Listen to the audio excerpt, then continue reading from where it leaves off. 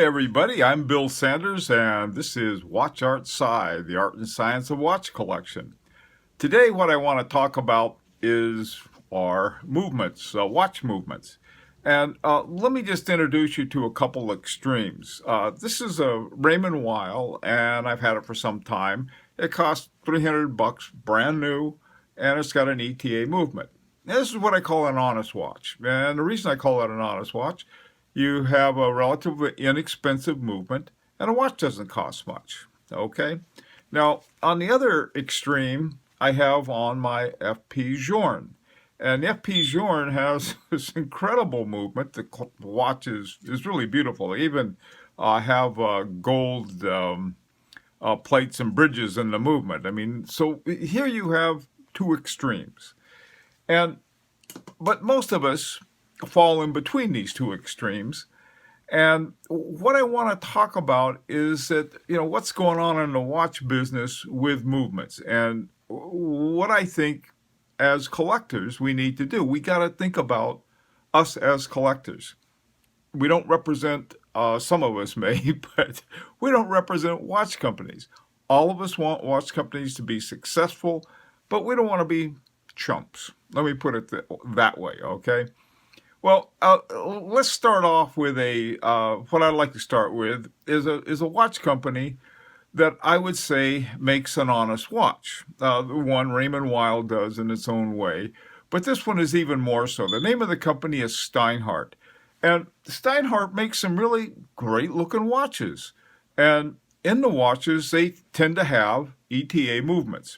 However, none of the watches that I could find were over $1,000. All of them were under $1,000. Some a lot under $1,000.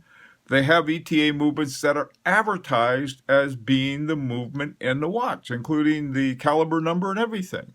Now, to me, that's an honest watch. You know what you're getting, and you're not paying ridiculous prices for it. All right, now let me tell you a story about one of my favorite watch companies, Zenith. In 2014, Zenith at Baselworld said, well, we're getting really rid of the elite movement, and we're going to go with a cheaper Sellita movement. And the price that they were going to be able to drop it by, and by the way, too, this is from an article in the Financial Times, the London Financial Times, and so the values are in pounds. And they said, we're going to drop the price by 1,600 pounds. And I'm thinking, now, if you can put in a Sellita movement and drop the price by 1,600 pounds, those elite movements must be really good. I mean, my God. Because when Sellita sells it to them, it sells them for the cost that make labor and everything else to make the movements, plus a profit.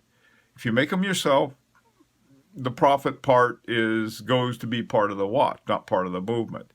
But even with that, imagine how, let's say, frugal that a movement would have to be in order for it to save a watch company using it $1,600 per watch. And also imagine how good the movement is that Zenith is replacing, the elite. Okay. The thing about it that got to me that they said, one of the marketing people, I call them all bean counters, is that they said that they have this new caliber. They're going to call it the Caliber 3000, when in fact it was simply a Sellita, I think, SW300 that they were using. Okay, so they're going to put in this cheap movement, and this is what they said. Zenith believes watches fueled by Caliber 3000, that's a code word for Sellita, will draw in customers less concerned with traditional watchmaking. It means we can talk to customers who may be less aware of the manufactured aspect and care less about it. Now, if you're a watch collector and you care less about it, what are you collecting watches for? You can either that or load up on, a bunch of quartz watches or something. But to me, the essence of watch collection is the entire watch, not just the movement, but the movement is an essential part. Roger Smith, the wonderful British watchmaker, said, people who are selling watches saying that the whole watch, including the movement, is theirs, is like a person who makes frames for paintings and sells the frame and says, takes credit for the painting. Okay.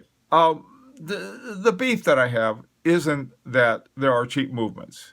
The beef I have is that people expect extremely high quality watches when they pay a lot for them, and they're getting a crummy movement.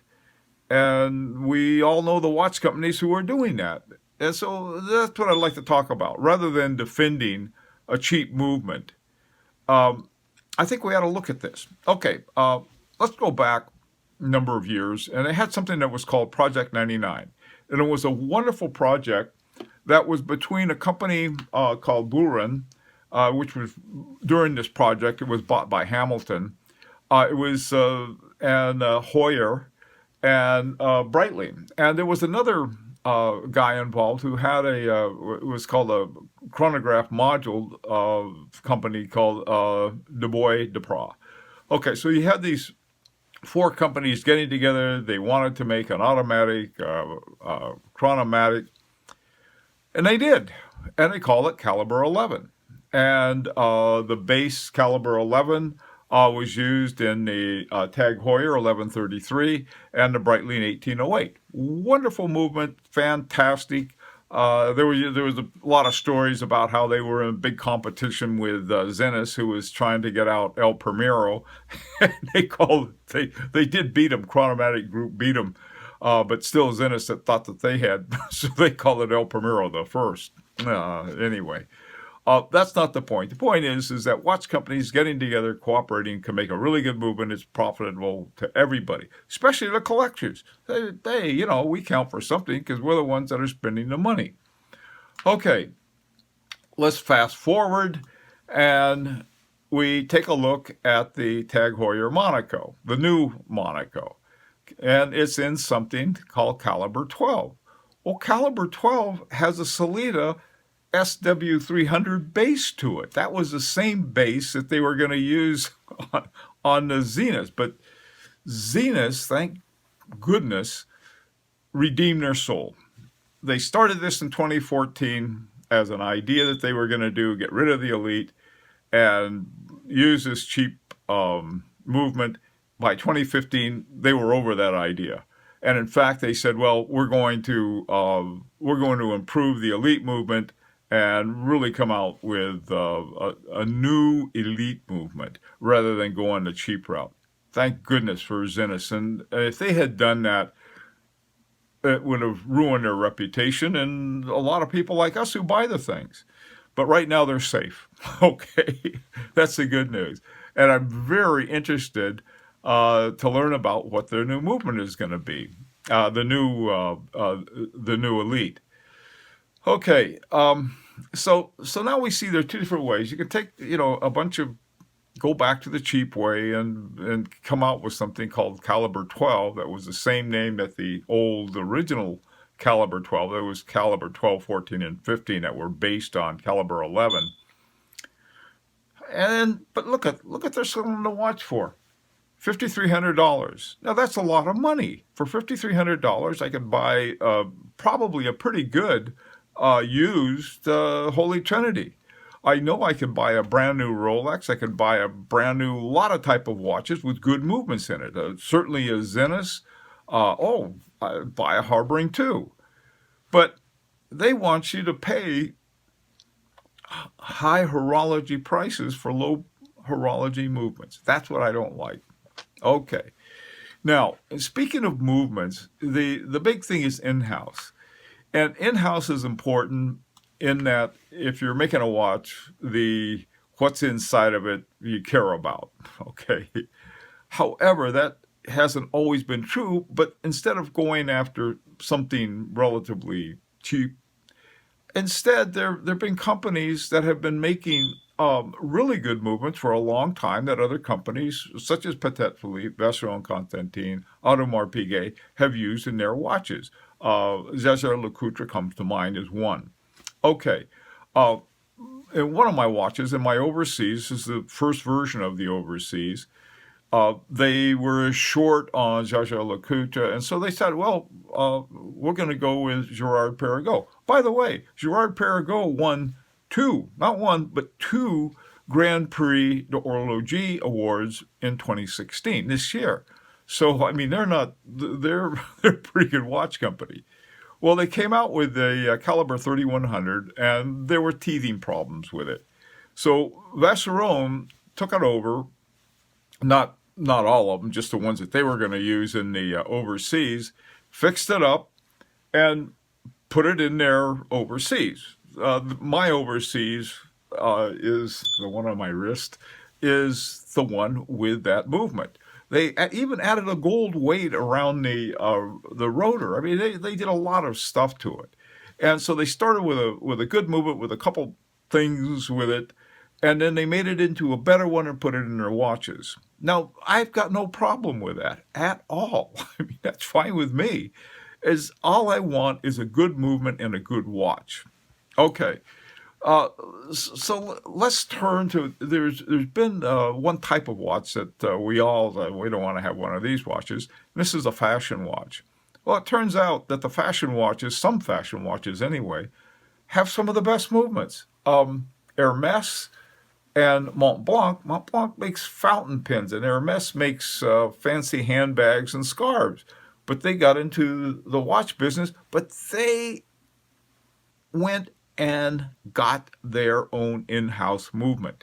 And the two watches here both have won Grand Prix awards.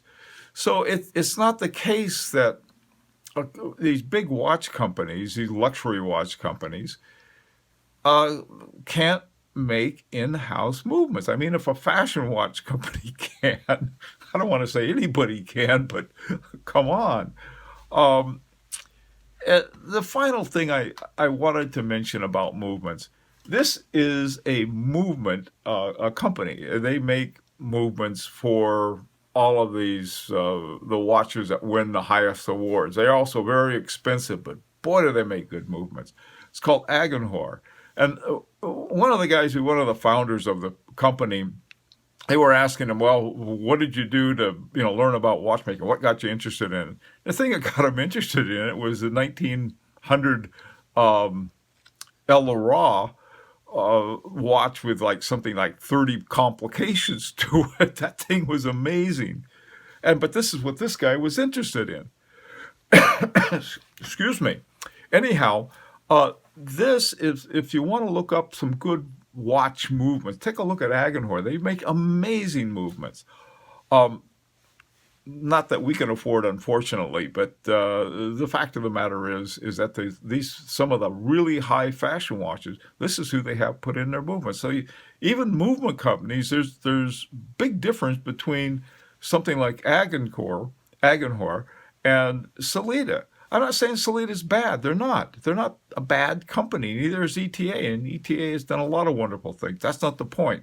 The point is, if you're going to pay a lot for a watch and you're interested in high horology, you should get a high horology movement in your watch.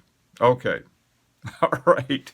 Well, that's all I've got to say about this. This is something I think is important to us all as collectors.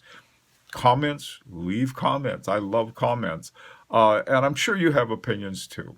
Also, too, this is the invitation to subscribe if you like, and I hope you do.